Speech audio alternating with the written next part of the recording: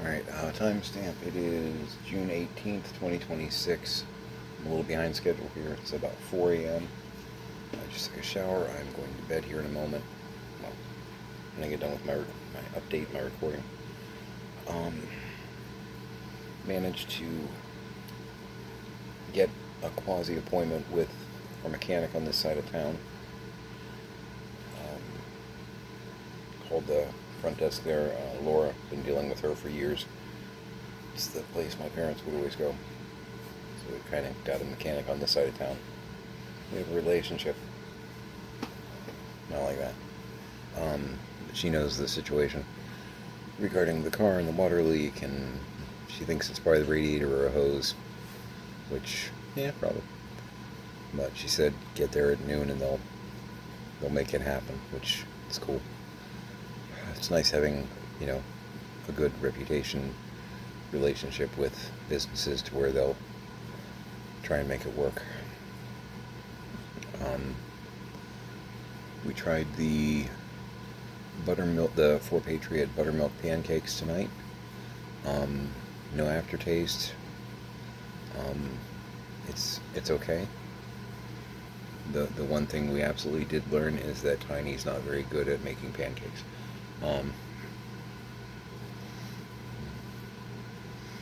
We'll work on that. We'll work on that. And I've never really done pancakes before, believe it or not. That's something Pix always did, so it was always I'll handle it. I've never actually, I can't say never, but it's been a very long time. The last time I think I made pancakes was when I was a bachelor, actually, because I made them for myself a few times. Fried up some sausage, made some pancakes. I seem to remember doing okay with it, but that's been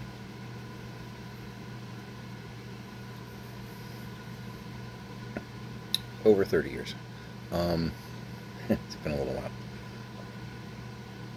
But as far as the Four Patriot stuff, because sometimes some of the stuff has a weird flavor that haunts you,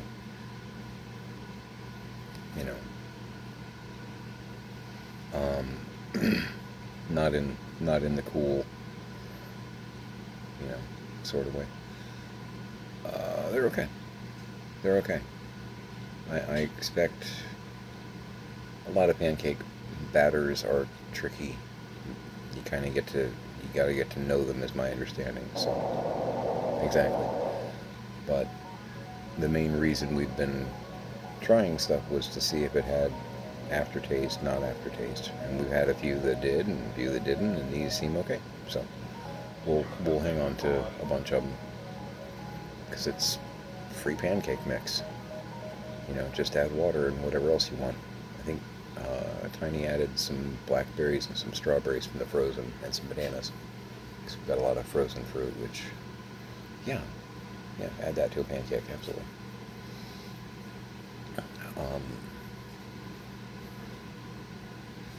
Got a fair amount done. I got some laundry in the dryer right now, which is good because it'll be nice to wear pants tomorrow. I mean, I was wearing pants, and I'm still wearing pants, wearing shorts,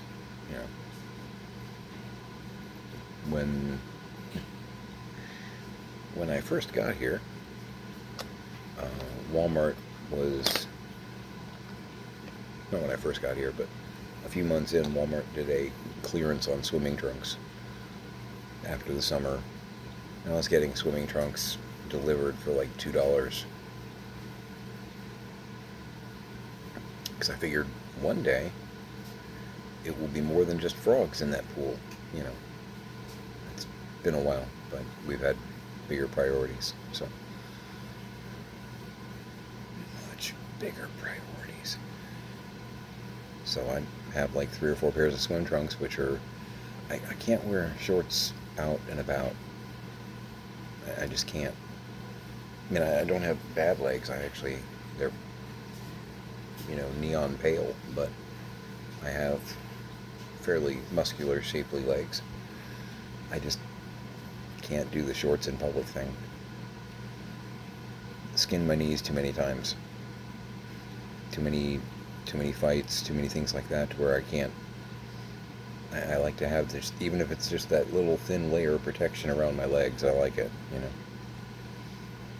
Just a weird ism with me. True story. You know, if you've seen me in public wearing shorts, I was either in costume or you've known me for a really long time. And you're having to really think back. Yeah, I just don't. Amusement parks, wearing jeans, cargo pants. Yep.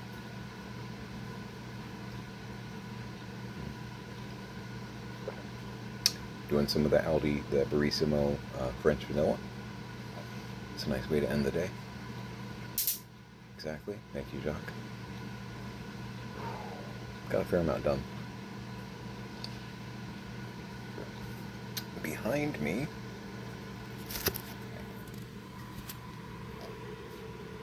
are a whole bunch of banker boxes of books, a couple of totes of glassware that need to go somewhere not here. Tiny's got a plan, so. Oh, that's really good. Those will get moved out tomorrow.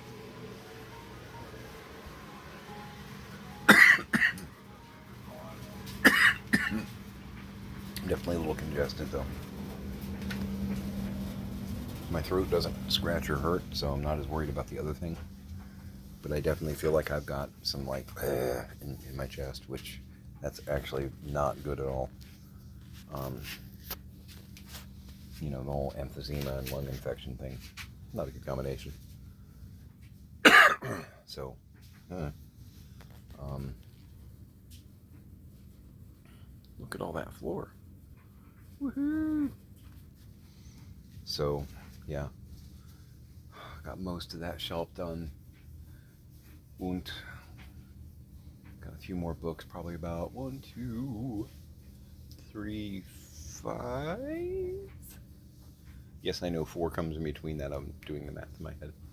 Probably about 5 banker boxes of books there, which that'll make that whole like 4-foot section, so to speak.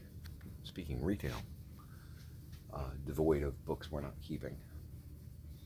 And we can just put stuff that we're not going to need to use for the duration of our stay here there, because this whole side of the garage is going to wind up getting pretty much barricaded in. This white cabinet, which is made of fabulous pressboard, yay! Because of the water leaks and things of that nature, the bottom of it is starting to lose, we'll say, cohesion. So, and honestly, it looks like it might have been haphazardly put together by my dad anyway. There's some issues within, but if this is something he was playing with towards the end of him being here with the ravages of dementia, it's funny because you can tell stuff he built 10 years ago and stuff he built like last year. There's such a structural difference. You can tell. See, with dementia, in case you don't know this, you have a harder time problem solving and following steps. So building something like this, because my dad built this when they got here. Rather sturdy wood shelf. Very sturdy. We're talking dwarven construction here. If he were to make that now, it would not be as thorough. He'd be using the wrong kind of wood. It wouldn't be measured right. It would be leaning. There would be issues to where if you push on it, it will fall over. We've seen it in real time around here. But yeah, you can tell the difference between something he made in the past 2 years and something he made 10 years ago. It's interesting. Brilliant engineer. Brain is broken. And I say that not with joy, but just with factual understanding. It's just a reality. Does it suck? Oh, yeah. Yeah, yes, it does. But he's not. He's broken. He's not what he was, who he was. He's not. But yeah, so this gigantic, which he also made probably 10 years ago or so, definitely not recently. Wrapping paper, yay, we were running so low. This, which is actually, again, made a while ago, so the construction on it is sturdy as hell. It's on wheels, so that's the only reason it's rocking right now.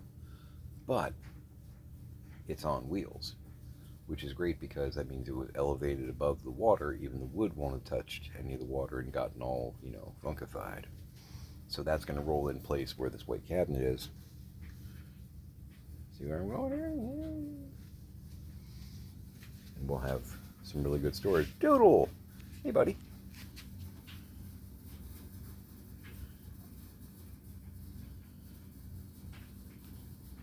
Okay, good cameo. It's going to go to the food. Yep. My cat. My 7-toed tuxedo. I love that cat. Yeah. Yeah, this will work. And we're still looking through boxes because, like all the stuff on these tables in the middle. These are those 3 rolling tables that my dad built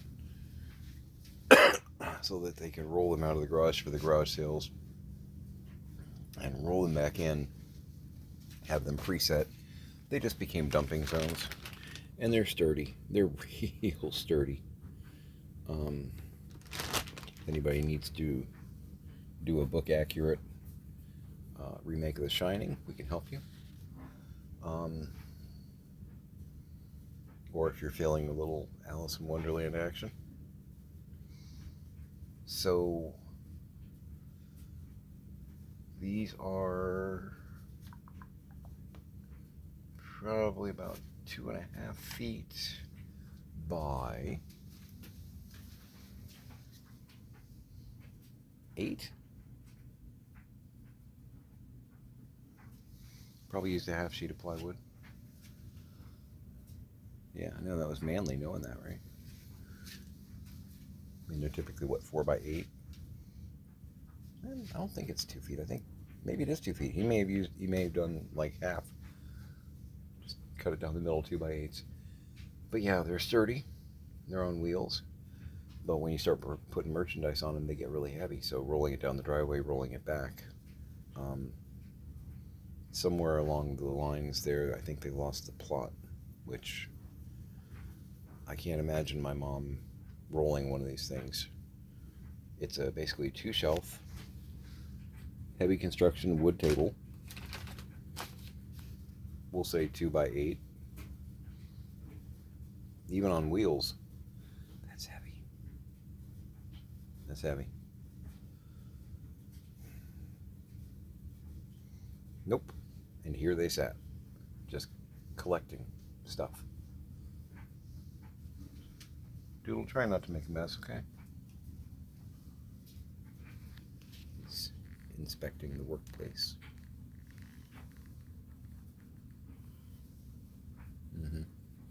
Look at those. Look at those toes. Look at those toes.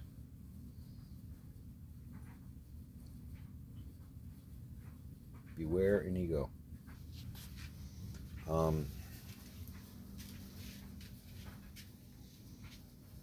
Just tell him I have 7.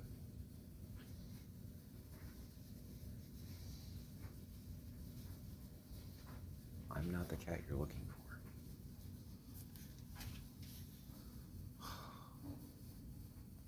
You're definitely making progress, but there's still so much to do. Oh my God.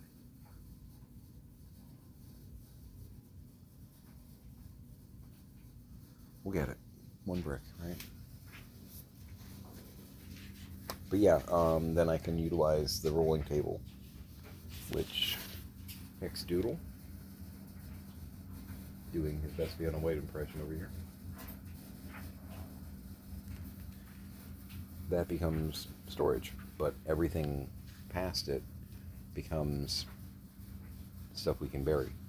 So we can move stuff out of George Station, scuttle it. We've got a place where we can put our long-term storage. If you see where I'm going with this. Oh, that vent's amazing. Just want to drag that vent around the house with me. Somehow I don't think that'll work. Let's take it on tour.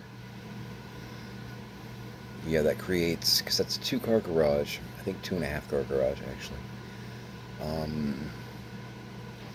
That'll create probably about 60% of the garage space will be basically be behind a wall of shelves of stuff we might want access to. Boxes of craft stuff that we might work on. Boxes of light bulbs that we might use. You know, stuff like that. But behind it, suddenly we have like a warehouse. Which is great. It's a warehouse we're not going to be touching for however long we're here. It's just going to go on the truck or whatever when we finally get out of here. I'm not sure when that is. Really was hoping to get all this done in a year, but I don't know if it's going to happen.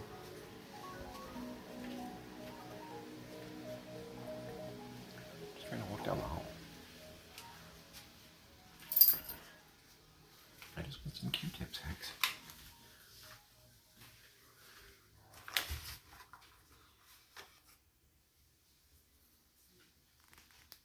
My cat shadows me quite a bit. Come on, Doodle. It's true.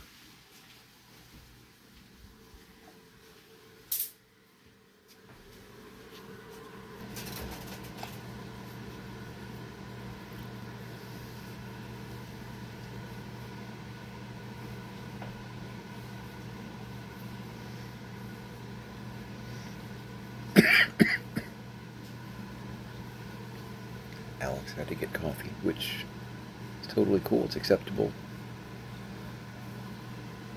But he also kind of has a major conniption because he'll be like, I didn't know you were recording, and he'll want to stand there and explain it. It's like, I can only pause it for so long before my phone like turns off, and it winds up being a jointed recording, so can you just go get your coffee? It's okay.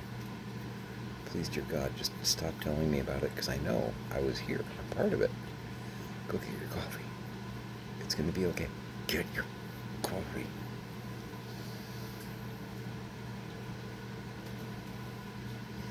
I'm breaking the rules.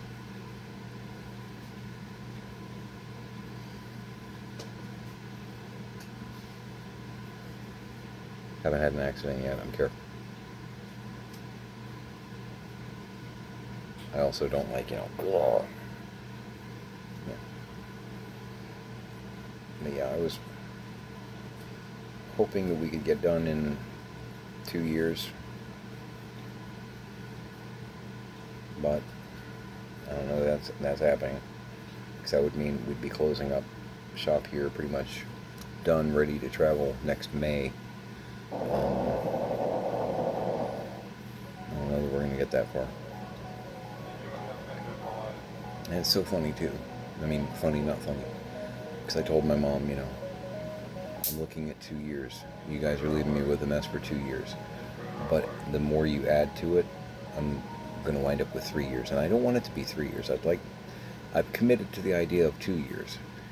But stop letting Dad buy stupid things, break things, ripping locks off of doors, building new walls. There's no burglar. Get him under control, because you're making 2 years into 3 years and you're not helping him.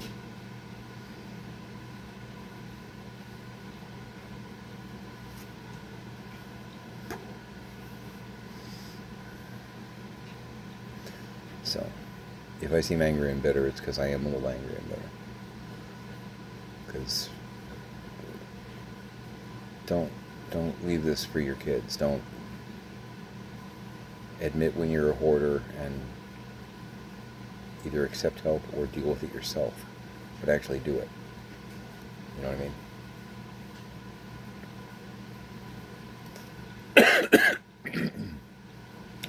What I've shown you in this video, nothing. Nothing. Bear in mind, my dad has a workshop that is probably like a 5-car garage, essentially, an external workshop, roll-up door, a couple of out exterior doors, and he's made rooms within it, and it's piled high with. That's where some of this stuff has gone. Is we've tried to consolidate the mess out there and then stack on top of, because my God. And that's still not it. There's a lanai, other rooms that he's built, sheds that he's built.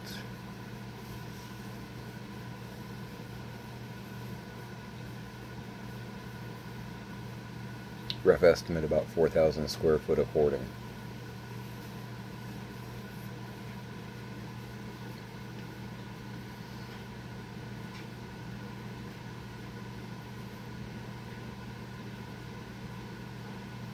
So yeah, don't do this to your kids.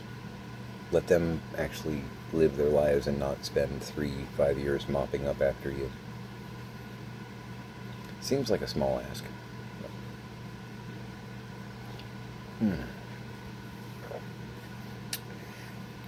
Doesn't make it worth it. It's still really good coffee, but doesn't, you know. So yeah, we should be getting the car worked on tomorrow. Laura said they should be able to, they'll squeeze it in. Apparently it's like oil change day. They have oil changes scheduled all day long, but she's like, we can probably squeak you in between somebody here or there. She's like, you might have to sit in the waiting room for a little while, but we'll get you in. And I expect she's going to ask me how my dad's doing. We talked a few months ago, actually like 6 months ago. And, you know, she kind of has a clue, and, yeah, she went through this with her father-in-law. He apparently got some kind of a wild idea in his brain and started driving. And they found him like 5 states away, driving incorrectly. Didn't cause an accident, but they pulled him over. It's like 5 states away. Somehow he'd managed to refuel the vehicle and keep going. Where? That way. That was it. No rhyme, no reason. Didn't know where he was. Didn't know where he was going. Didn't know where he came from. I get it. Yeah, her head has just about exploded a few times. We've told her some of the things my dad's done. She's like, we had it easy. I had no idea. Wait, he did what? You know. Good times.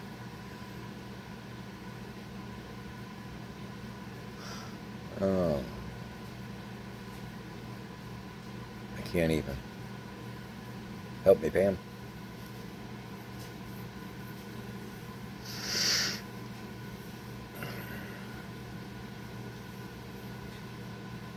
Got some eBays to get out tomorrow. Been selling a bunch of little stuff. Good. Making good my debt with eBay. A little strapped for cash this second because that's eating up a lot of my... It's eating up all my sales currently. But, you know, I owed them like $300, so... Okay, take your silver. It's fine. It's fine. That's fine.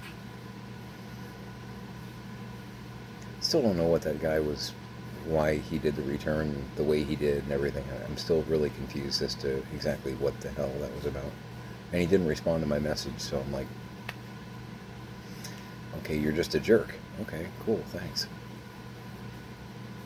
You didn't order it by mistake. You asked me like 3 questions and then haggled the price before actually committing. That's one of the most on-purpose sales I've ever made, like anywhere. That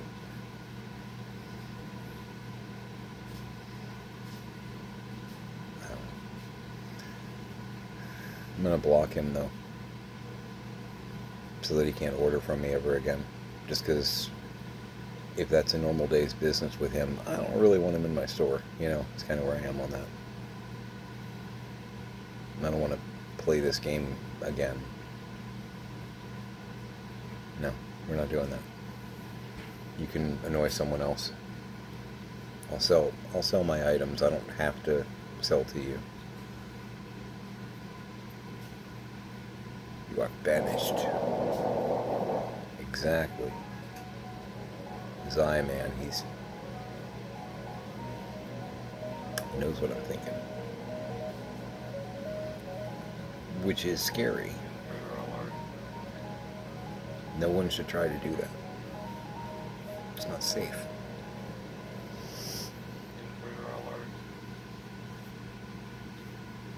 But yeah, I'm enjoying my reset in the living room.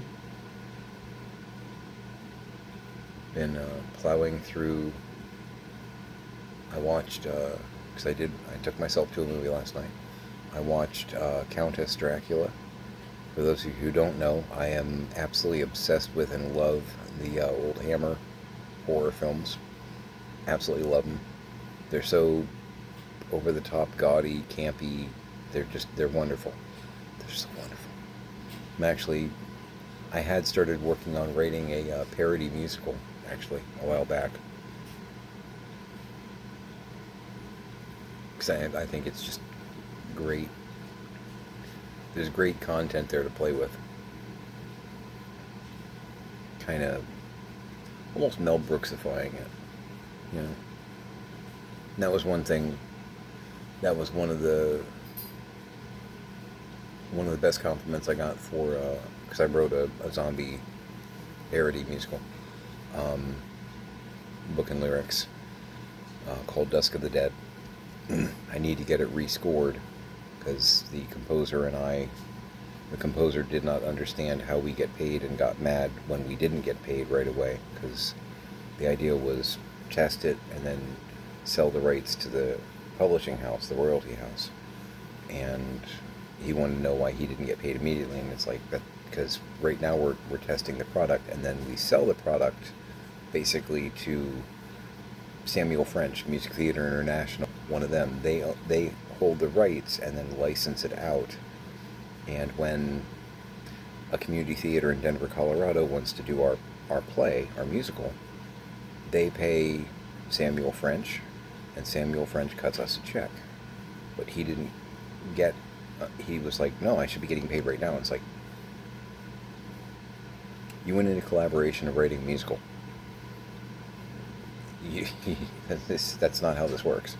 If we were going on a big tour or opening on Broadway, okay, then you should be expecting. Right now we're doing little black box experimentation theater, seeing if the show works. And it did. We had a lot of people that really enjoyed the show. We ran it for about 3 weeks, changing it as we went, because, you know, we see where there were things that didn't work as well. We had actors that came up with lines, inserted them, and sometimes they went well, sometimes they didn't. You know, you take notes. It's like previews. Yeah, but one of our regulars who saw the show a couple times actually said that it was a perfect marriage of George Romero and Mel Brooks. It's like, I'll take that, man. Oof, okay. And I think because he actually wrote up a review for me, and he was like, no trope went unkissed, kind of thing. It was like, okay, yeah. I'm a good writer. But yeah, I've written a few pages and some lyrics for a Hammer parody, because there's so much to play with. There's so much to play with there. The tropes and the Hammers are just so wonderful. They're so just ridiculous and great. I love it. And if you're skeptical, and you have a right to be,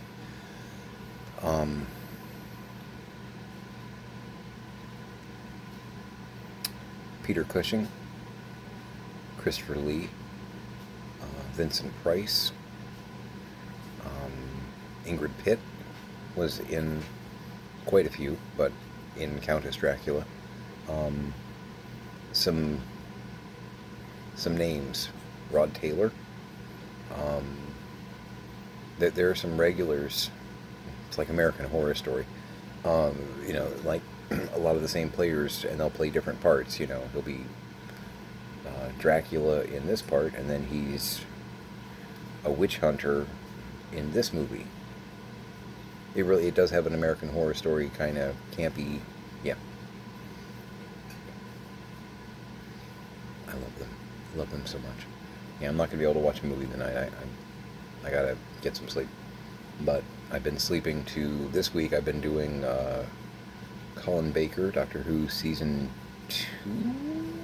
Yeah, season 2, Trial of a Time Lord, which basically was the entire season. You thought OJ went on forever.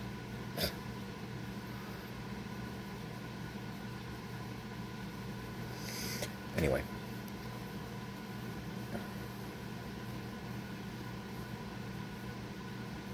It's good stuff. It's good stuff. It's quirky. And I've seen it a bunch of times before. It's new to Hex, though. He's been camped out on the other side of the couch on the arm, kind of. He's sleeping. He's watching Doctor Who. I know what he's doing. It's cool.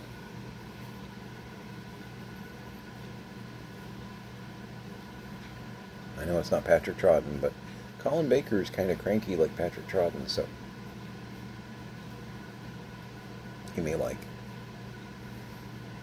likes Patrick Troughton. It's his favorite.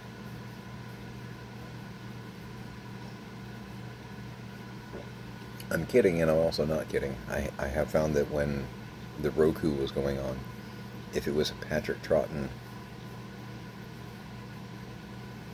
9 times out of 10, Hex would at that moment be on the couch watching Sleeping. Now it's in black and white, which makes me wonder if he was able to key in on optically better, and therefore it was intriguing to him. I don't know. These are theories. Because the first and second Doctor, pretty much all their stuff's in black and white. Because you're talking 63 through 68? Something like that. They didn't really go color until Pertwee. And I know they have colorized for like Blu-ray releases some of the early stuff, but originally at least, no. 60s and a BBC budget, man. That's what you get. Let me go ahead and call it here.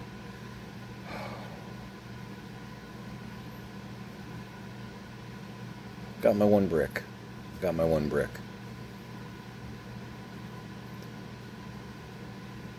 Trying not to feel overwhelmed because of how many bricks there well and truly are that need to be dealt with. There's a lot. There's a lot.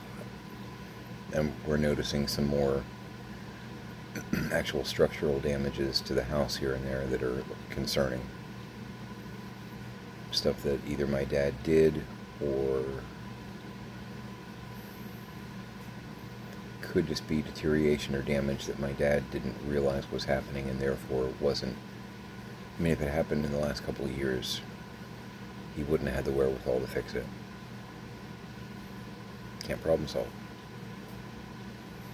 If you give him a 5, and this is legit, this isn't me picking on my dad, this is dementia 101.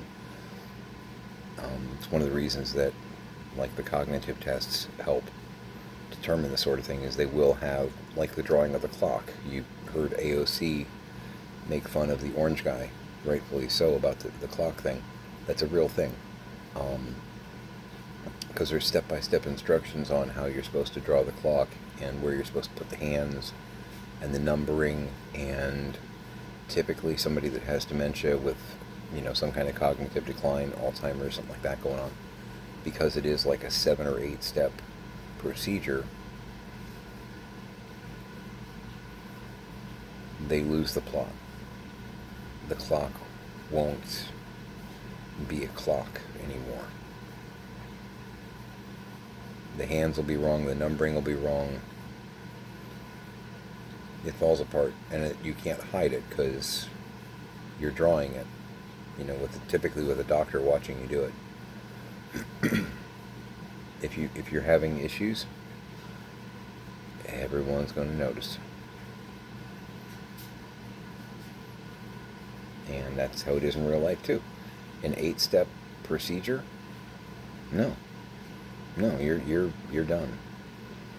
You know, that's why, you know, he was getting microwave dinners, but instead of putting them in the microwave the way you're supposed to, he was putting them in the fridge to thaw them, then putting them in resting it inside a Tupperware with hot water to kind of make it room temperature and eating it that way. He was trying to really keep it simple because I think the multi-step part of it was, you know, like peeling the plastic back and poking it. If you've ever done those things, it was too much for him. So just keep it in the fridge, keep it thawed, and then put it in hot water. Because, you know, you're operating a microwave. What happens if you push the wrong button? You know what I mean? He took 8 steps and dropped it down to 2.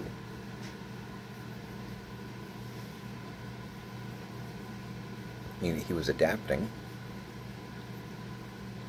but he was also existing on room temperature. Stouffer's Salisbury steak was the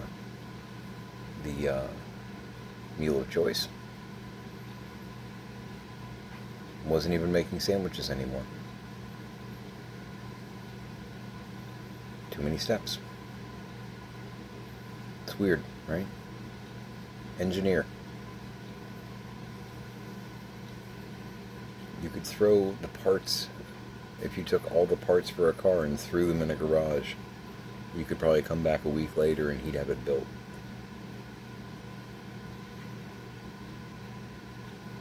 He's that guy.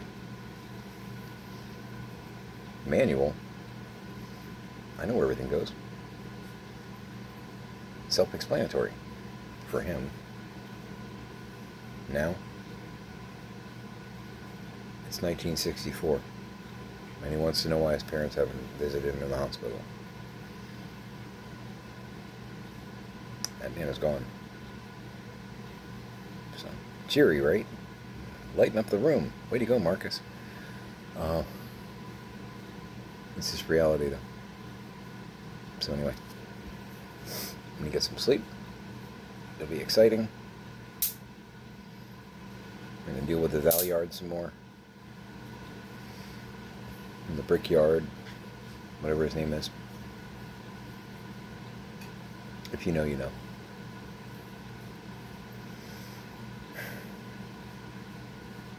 Alright. Remember, you really don't know how long you got, so hug your parents, hug your kids. As a family, decide not to do this. Work it out, please, dear God. Let this be an example for everyone else. Because it's not cool and it's not really fair. And it's fixable.